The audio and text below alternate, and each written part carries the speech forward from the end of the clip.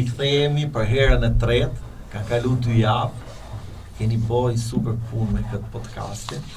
Njerëzit janë thorë, po sa pas ka pas gjithë punë këtu, jo agenti AI, jo robotik AI, nami. Edhe për temë tretë, kemi zgjatë që do i habisim fare njerëzit, do flasim për circular economy, sustainable tech, pra për këtë punën e qëndrueshmërisë. Për dëgjuesit, i prezantim të shkurtër, unë jam Admiri, unë përfaqësoj kompaninë Trifolium, ne jemi 3 shokë që e kemi hap atë.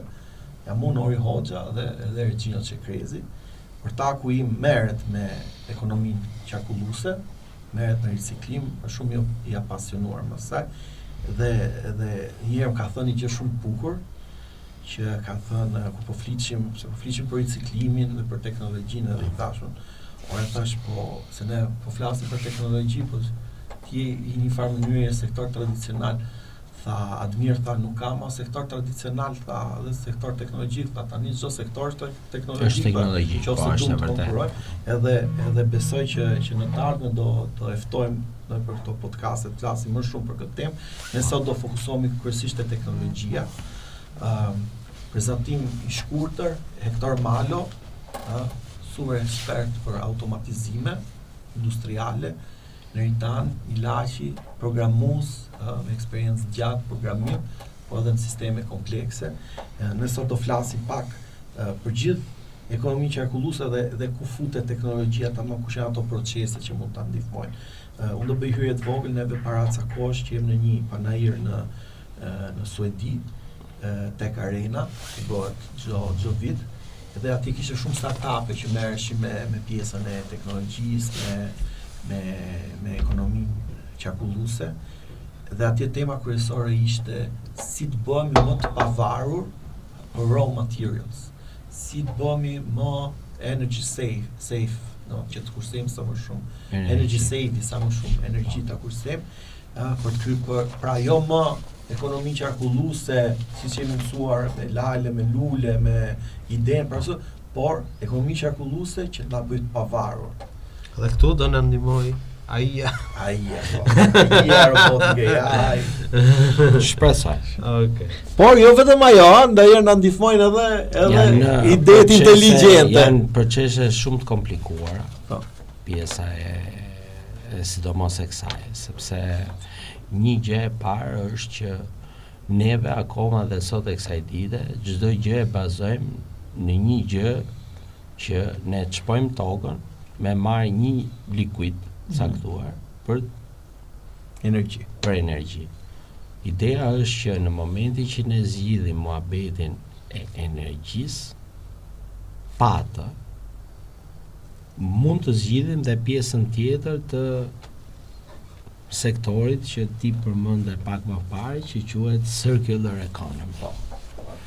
Ajo është te pjesa e energjisë, pa përfshirë dhe pa përmendur pjesën e proceseve teknologjike në lidhje me shkencën e materialeve, që shumë pak veta nuk e kuptojnë, por që shumë pak veta e kuptojnë dhe shumica nuk e kuptojnë që është pjesa më e rëndësishme. Pra, që lidhet me kiminë, me procese fizike dhe shumë gjëra të tjera. Kjo është pjesa që akoma nuk është zgjidhur dhe sado ne që të flasim për circular economy, nëse nuk zgjidhen këto të dyja, neve shkojmë në circular muhabet gjatë gjithë kohës. Mos kemi material science. Studiojmë në shtëpi material science. Pjesa më e rëndësishme. Ne mund mos kemi një total circular economy, por mund të kemi zona ku mund të përmirësojmë gjërat me fjalë. Ideja është të optimizojmë konsumin e energjisë. Absolutisht po.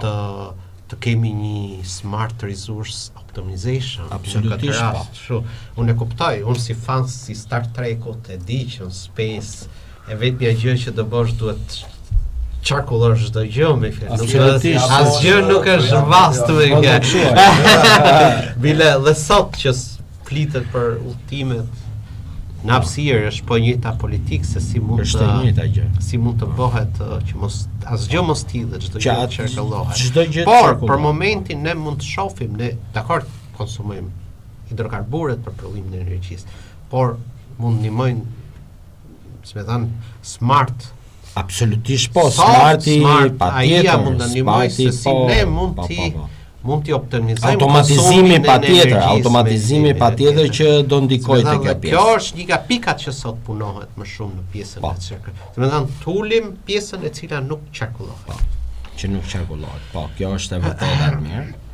Është e vërtetë, do të thënë, paçka se neve un përmenda dy pikat kryesore që janë për të zgjidhur, ma gjithë njerëzimin, se s'ka lidhje vetëm me neve, Shqipërinë apo Ilsin Ypsilonin, jemi akoma ashtu, gjithë jemi të vegjël për atë mohabet, se gjithë në një akuarium jetojmë, po ideja është e tillë që para se të zgjidhen këto dy siklete, që shpresoj që të zgjidhen sa më shpejt që t'jetë e mundur, neve të stabilizojmë psychology, psikologjin ton, që ku kemi mundësi që të ruajmë sa më shumë, ta konservojmë sa më shumë atë energji që ne e marrim nga këto lloj formati, siç e marrim tani, me anë të proceseve si AI, si robotik, RPA, do me automatizimeve industriale e të tjera, të kemi mundësi që ta minimizojmë sa më shumë përdorimin e energjisë. Kjo është e gjitha. Për shembull në smart house ose smart residence, automation, smart house është në automation një shtëpi, por ne të dy jemi inxhinier tek elektriciteti, përdorimi i smart gridsve, smart gridin e energjisë, gridin e energjisë, rinovimin, edhe pjesa e rinovimit, energjisë rinovueshme. Dhe ndihmimi i bizneseve që të konsumojnë. Po prapë edhe pjesa e energjisë rinovueshme, të gjithë materialet që ne përdorim, edhe edhe gjithë pjesa e materialeve që ne përdorim edhe sot e kësaj dite, përveç silikonit, sepse normalisht silikon janë ato, se dioda janë funditës, më kupton? Prapë sido që tjetë kanë ato kimikatet edhe proceset që kimike ose proceset e prodhimit që janë high intensive energy. Ideja është që si ti bësh ato materialet përçuese që të minimizojnë atë humbjen, dhe si ti bësh materialet izoluese që të izolojnë sa më mirë. Do të thënë kjo, to të dyja janë dhe nëse ne kemi folur edhe te podcastet e kaluara javës kaluar tipo flisje për robotikë dhe po thoje ne duhet bëjmë automatizim në rezidenca turistike që të kursejmë energji. Absolutisht. Duhet fillu nga ajri kondicionum, te uji ngrohtë, te drita, te këto gjëra. Dhe kur ti fillon edhe, sepse normalisht kur ti ke një sektor i cili nuk është i industrializuar, ndofta ajo plus valenca midis asaj që ti kursen dhe asaj që ti investon, ndofta nuk duket, por kur ti fillon të shkon në shkallë industriale, fillon ndërton hotele me 100 dhoma, me 5 pishina, me Shikoje, e di kush ka qenë investimi më i mirë, më i paparshëm në Shqipëri që është bërë ndonjëherë? Ti pyetet ti ke gjithmonë kështu, nuk i di unë. Ashtu Për gjithë shqiptarët. Nuk e di. I vetëm i gjithë.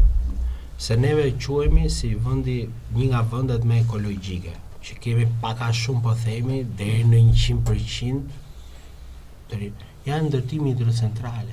Po. Ama ti e bë pyetje pastaj kur tu përgjigj thu si se mendova. Edhe sot e kësaj dite kemi 60-70 vjet, shqyr që akoma ekzistojnë ato hidrocentrale dhe në hidrocentral tjetër që mund të jetë ndërtuar, por neve ai investimi ka qenë investimi më i papar që është bërë këtij vendi për pjesën e energjisë. Po shumica këtyre janë hidrocentrale në basene. Dhe këto kanë s'marrvesh unë aty pastaj. Kanë dhe këto një pikë cilat duhet menu që s'do jenë më, sepse gjithmonë këto janë ndodhin procese. Dakor. Se ne jemi gati në gjysmën e jetës atyre. Nuk është që jemi në fillimet e jetës atyre. Duhet fillojmë menojmë për të ardhmen. Nuk thash për atë, po ai ishte një nga investimet më strategjike. Unë e shoh në konceptin është strategjik atëherë, bën, po sot duhet menojmë strategjik. Jo, imagjinoj vetëm gjë që ne mund të kemi Mirë, ai s'po thotë që do trashëgoj me breza të tjera, ama deri tani Ore neve e kemi gëzuar, po them se kemi gëzuar, po do them është një nga gjërat, është një nga gjërat që gjyshi im, po ja fus, nuk po them se e ka ndërtuar gjyshimi hidrocentralin, po gjyshrat ton e ka ndërtuar, e ke përdorur ti, e ke përdorur unë, mund ta përdorin fëmijët e mi, edhe nipat mund ta përdorin ato lloj investimi dhe është një investim super i papar. Të njëjtën gjë duhet të kenë kujdes edhe njerëzit që ndërtojnë vepra energjetike. Do të thënë që konsumojnë energji që neve na e ka dhënë shqyqy Zoti natyra që na i jep ujin. Më kupton? Po nesër mund mos kemi ujë.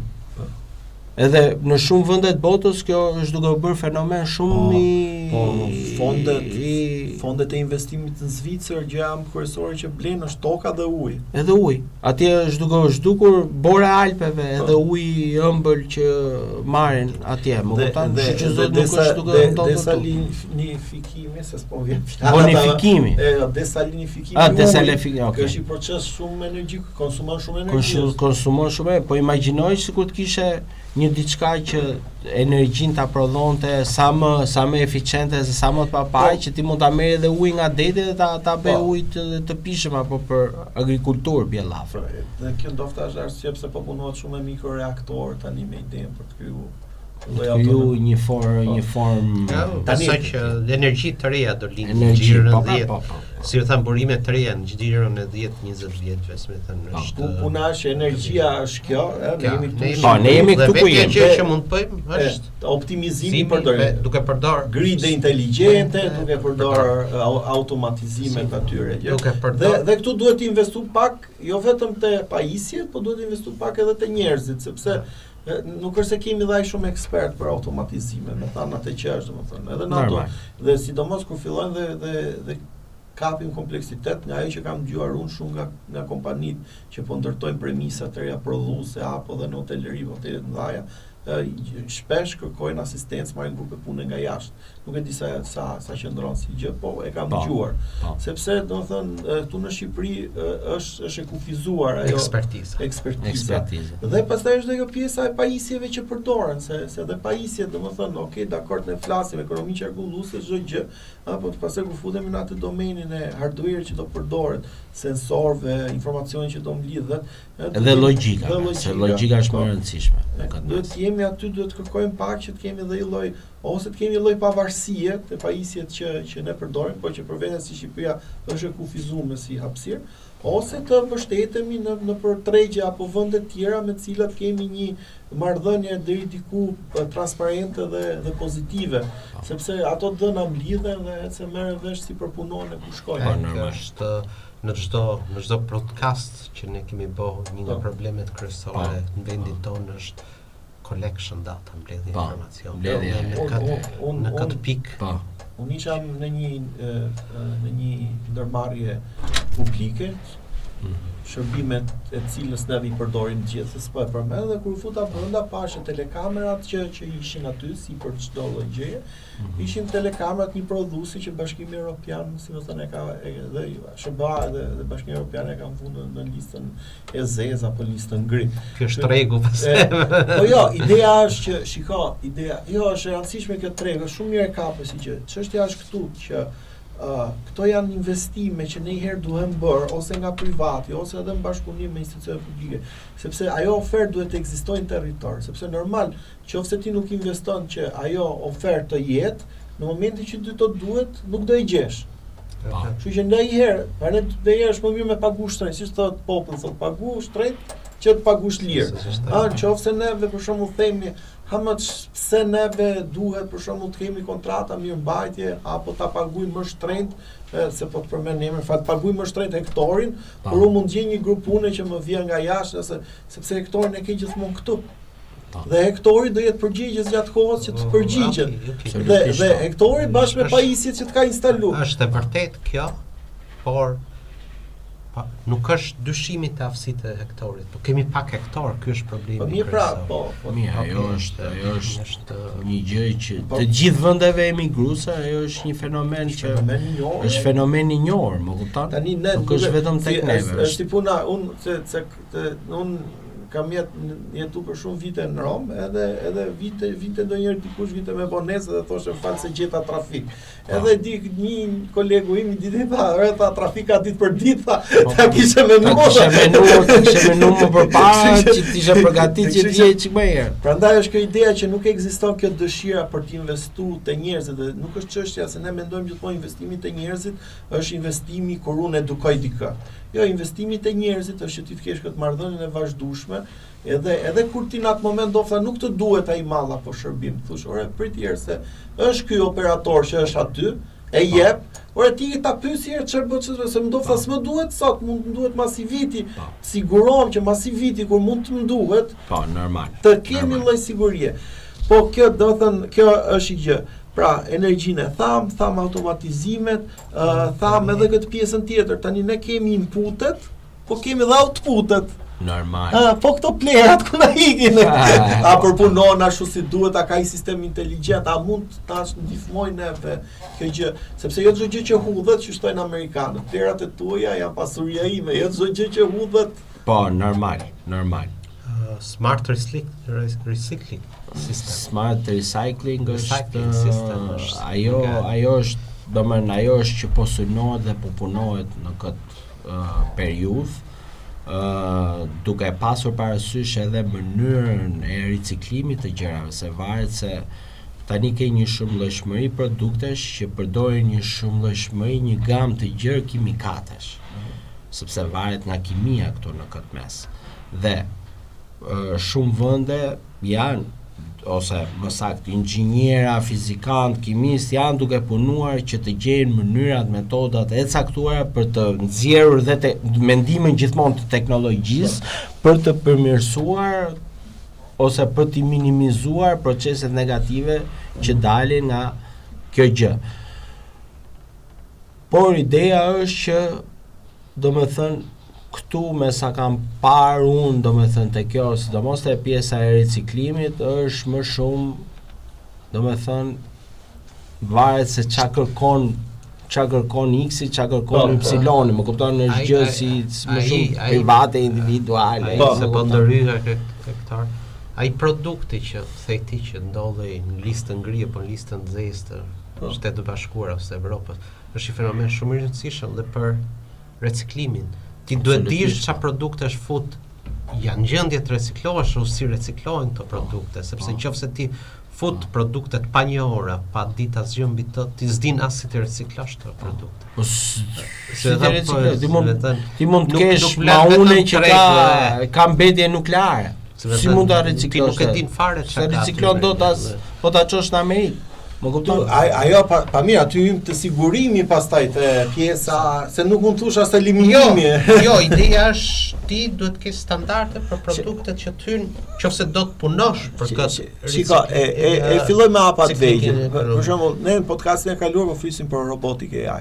Do të thënë, historia njerëzore ka treguar sidomos me industrializimin, që filloi edhe zinxhiri i prodhimit, domethënë që njerëzve filloi të caktonte ca detyra të vogla, të përsëritura, të cilat ato ishin gjendje të bëshme me shpejtësi, me një normë të caktuar. Dhe siç thëti podcastin e parë, kërkojmë robot. Pra në një farë mënyrë njerëzit kuptuan që procesi mund të ndahesh në segmente të vogla të përsëritshme edhe ta shpejtoshin. Pra përkundrejt asaj që ka qenë fillim që t'i bëhen nga ajat e zhëja, edhe ndërhynte koha, ndërhynte dëshira, vullneti, por edhe ti kishe pa parashikueshmëri të rezultatit. Pra në një farë mënyrë zinxhiri montimit çfarë solli parashikueshmëri, si të cilësisë, si dhe të kohës. Tani edhe të kostove që janë bërë. Tani gjithë kjo punë kolosale që është bërë nga ana organizative, nga ana asaj, nga gjatë industrializimit, është ai baza ku neve tani mund të fusim këto miq të ri që na e shokët të ri, jo i ajër e botika këtë. Pra, në qoftë se ne fillim kishim një rryl, si quhet ajo që transportier që ka lote, ka naçe, çishet e qelçit dhe kështu. Sot me AI ne jemi në gjendje që nëpërmjet IoT-ve të dallojmë xhami. Është xhami, plastika, është kjo, është më e vështirë kjo të kuptosh. Ti mund të kuptosh në nivel lart. Ti mund ta kuptosh në nivel. Do hym te pika tjetër të blockchainit, të identifikimit çdo produkti që mund ta japi. Podcastin e 4. Dhe tani është tamper proof. Lex është që çdo produkt ka një kod vetin. Blockchaini, nuk po flas për nuk po flas për Bitcoin, nuk jemi në atë pikë, jemi në pikën që ne jemi në gjendje që çdo produkti t'i japim një kodifikues unik dhe të padrejtueshëm. Ka një kodifikues.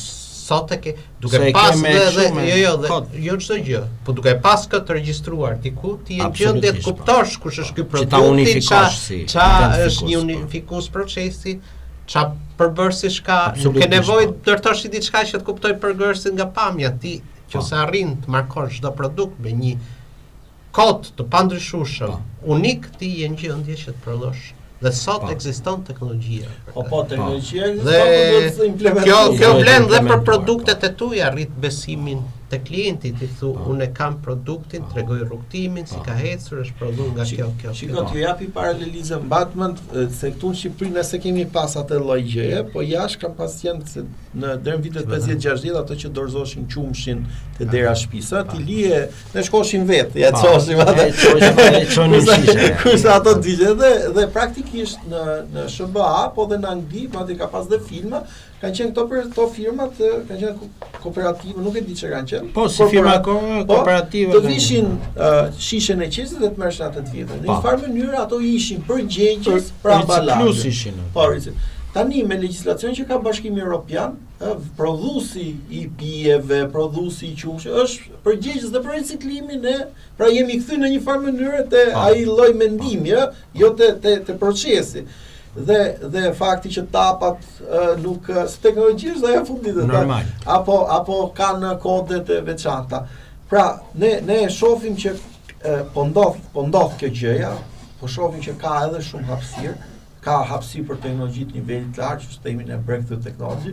Po unë do japi shembull shumë të vogël se mua ka pëlqyer shumë, edhe besoj Hektor ti e njeh atë personin. Unë isha në një hackathon që fliste për këto gjërat e reja që bëhen, edhe të gjithë kishin bërë aplikacione bukur AI. Dhe vjen një zonjë, shumë edhe nga prezenca ishte zonjë, një anglishte të shkëlqyeshme, mund të ishte diku te 60-70 vjeçët, edhe thotë, ideja ime thotë është kjo çantë. Ajo ishte një çantë e bërë prej bezeje, e cila nuk kishte ato vegjat siç jemi thonë, po i kishte te anët, pra i duket si një estik ku te fundi ku ishte i hapur kishte dy të çare që shërbeshin si vegj. Dhe ajo thoshte, kjo çantë mund përdoret për shku për të bërë pazarin, kjo çantë mund përdoret për futlibra apo për të pastruar apo për të bërë gjëra dhe në fund ditës e lanë lavatrice. E lanë dhe lavatrice. Edhe nxjerr mbrapa. Dhe ishte e bukur. Edhe e përdor. Dhe ishte shumë e bukur për tu pa. Edhe kjo zonja që është zonja Violeta Bojaxhiu, që besoj ti e njeh. Normal. Dhe du ta përshëndes se ishte me vërtet, domethënë, e para punë mënyra si e prezantoi, si e bëri dhe ishte ide që ishte shumë e thjeshtë kur e shef se për ta menuar ishte shumë vërtet dhe që ndonjëherë bëjmë këto diferencat. Pra ti e shef që ndonjëherë për të bërë ndryshimin e madh për të eliminuar këto qese, këto gjëra, mjaftojnë edhe ca zgjidhje që ndofta nuk vinë, domethënë nga kjo teknologji shumë e lartë, po vjen. Është edhe një gjë e mirë që nuk kam qejf që ta them shumë këtë sepse është pak sensitive ose pak e frikshme, domethënë, por që nga vitet 1970, se unë kam i çik qejf të ta psikologjisë këtë si fenomen, më kupton? Që nga vitet 70, neve në një laborator më duket zvicerian, neve arritëm që të prodhonim plastikën. Normalisht plastika vjen nga nga benzina, derivatet nafte, është derivat, polikodijonsoni nuk i kam nga benzeni e më thash. Dhe që nga ajo periudhë deri më sot, trupi jon proceson afërsisht nga 70 deri në 100 gram plastik. Pra neve jemi bërë si ajo qesja plastike që hapet dhe mbyllet. Neve akoma dhe sot e kësaj dite, më falë që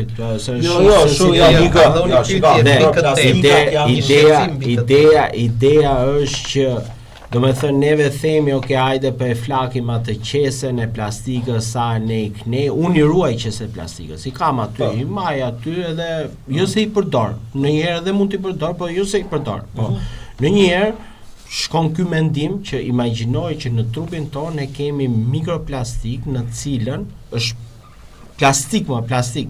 Miles ka dalë edhe një dokumentar i papam, ju ftoj gjithë që ta ndiqni, quhet Plastic Planet, a një gjë e tillë, domethënë planeti i plastikës, që plastikën e gje edhe në Antarktid, domethënë te foka në Antarktid që neve nuk e dim kush e di se sa pak veta ka shku në Antarktid, foka ishte me ka dhe në oqean.